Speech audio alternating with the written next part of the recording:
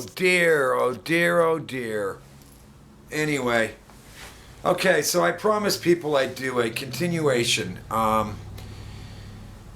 This stuff is hard to talk about, let me tell you. For some reason, speaking about Victoria, my family, is maybe the most difficult because it's so hard to get my head around. It's just so hard for all these years, 23 years, to understand why they hated me, why they hate me when they didn't used to, right? It's just unbelievable. So yeah, my mother tells me, just kill yourself. I'm homeless, living on Venice Beach. Phone her. I was pretty, I was getting surveillance and harassed a lot. The cars following me, all that crap, the safety box break-ins, the this, the that, the death threats, blacklist. Everyone telling me forget about your fucking kids and maybe you'll work again. My agents in Canada. People saying I'm mentally ill. Thank you, Lisa Kirk, stupid agent out in Vancouver. My agents in LA and just all of it, So she tells me just kill myself, just kill yourself and get it over with. And I realized in that moment that I'm not the one with the problem. This wasn't coming, like I kept wearing this shame or like I've done something wrong. These people, they're wrong. These people have something wrong with them to treat their son or brother the way they treated me, or cousin or nephew or whatever, whoever it was in that family. Anyway, I was going to mention a few things other than my mother telling me to kill myself and get it over with, which actually uplifted me because I realized, wow, they're the ones that are nuts, not me. They couldn't have handled the surveillance and stuff I was going through. They all would have crapped their pants. They wouldn't have lasted a day, 2 days. Anyway, there were a lot of things that went on that lead me to believe there's something dark in that family. I'd left my truck, for example, in my mother's driveway. She had a nice house, big garage, and big, outside the garage driveway. And I'd parked it off to the side. And so the Victoria police call a voice agent I had. And the voice agent was like, what have you done, And the Victoria police are looking for you. And I'm like, what? That agent fired me after that. So who knows what else they told this agent. But my mother had my phone message machine. It was a service in those days. She knew that number. But no, they've never called for a Christmas or a birthday in 22 years. But they had that service number. She could have called that number and said, I want you to get your truck off my driveway. But no, that was too easy. She had to get the police involved. I phoned the police and they told me that my mother was complaining to them and she had no way of reaching me, which was an absolute lie. My mother, went to see my kids in France and went to lunch, had a beautiful lunch with Florence, my ex-wife that was the prostitute. And I said to my mother, what do you mean you saw my children? Oh, Aunt Peggy flew me to Europe. I said, but Mom, remember I was trying to borrow a bit of money so I could get the plane fare to go see my children, find my children and see them? No answer. Supported Florence from day one of this insanity. Don't understand it. I wasn't the prostitute.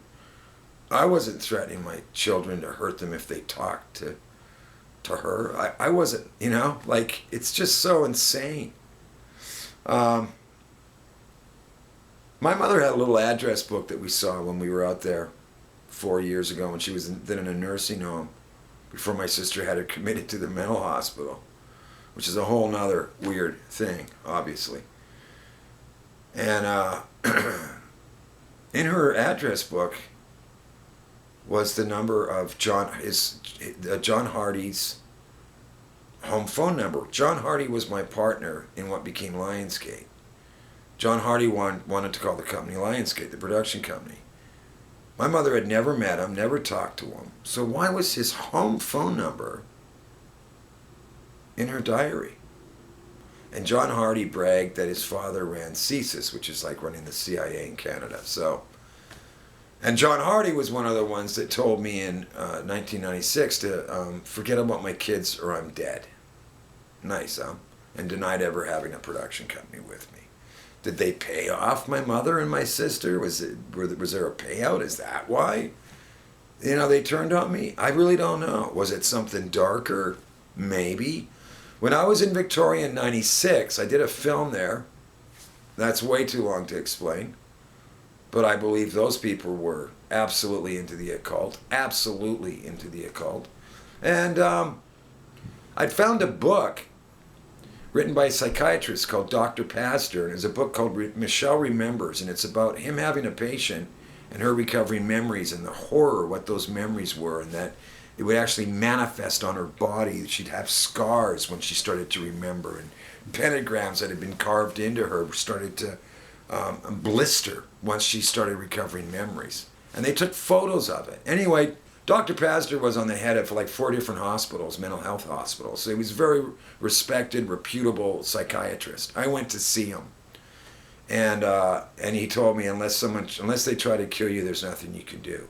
And I asked about the cop that helped them and the priest, and he said they were dead or retired. But he didn't disbelieve me, that's for sure. I took my mother to Ross Bay Cemetery one day when I was there, and that's where they had satanic rituals, murders and things involving children in the book, according to the book. Well, I started reading the passage that the priest read when he was performing the exorcism. And my mother literally, while walking through Ross Bay Cemetery, she literally fell on the ground and cowered. Does that mean she's a witch? I don't know. Why did she fall during my reading of that? I don't know. You got me. But yeah, I have strong reasons, besides all the crap with my sister, very strong reasons to believe that there's some kind of strange occult stuff in my family. And yeah, I get very nervous speaking about this, because being followed by men in black or whatever the hell they were back then, and all the death threats in the middle of the night, you kind of get used to that, which is funny to admit, but you do. You can kind of navigate your way through that. But when you start getting into paranormal stuff, and that kind of hatred directed at you, when they can't tell you what you've done. Because I used to ask, what did I ever do to hurt any of you? Why do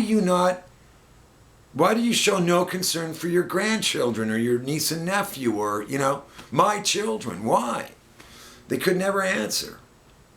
She'd phone agents and she'd phone friends and convince them I was nuts. A friend of mine went to pick up my truck, my infamous truck.